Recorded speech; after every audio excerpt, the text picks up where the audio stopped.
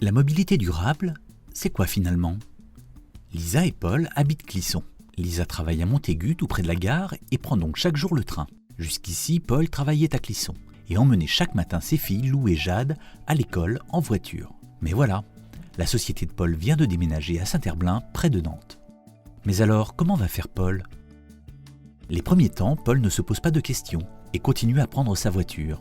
Entre l'école, l'autoroute et le périphérique, Paul consacre plus de 2 heures à ses trajets quotidiens, dont 45 minutes perdues dans les bouchons nantais.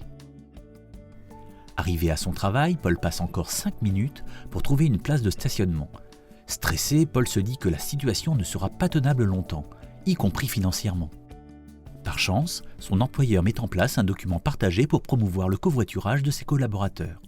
Paul s'aperçoit que Sébastien vient aussi de Clisson, avec Sophie qui habite à Valette. Paul décide de covoiturer avec Sébastien, qui roule en voiture électrique.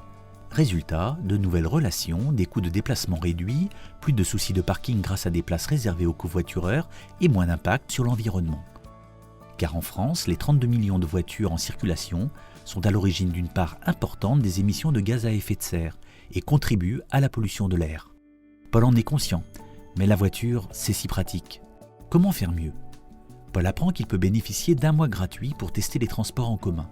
Après avoir consulté l'appli Destinéo, il achète un vélo pliant financé pour partie grâce au forfait mobilité.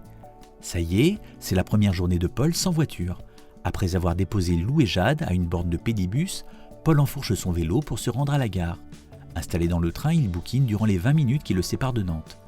Dès la sortie du train, il embarque dans le tram, puis prend une dernière fois son vélo pour les 2 minutes restantes jusqu'à son travail. Au total, pour un temps plus court, cet itinéraire lui coûte moins cher qu'en voiture, et en plus, ces 20 minutes d'activité physique par jour lui permettront de réduire de 30% son risque de mortalité.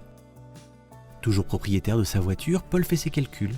Son véhicule lui coûte près de 5 000 € par an, alors qu'il est immobilisé 95% du temps. Il décide de le louer grâce à une application d'autopartage éprouvée. Paul est maintenant conquis.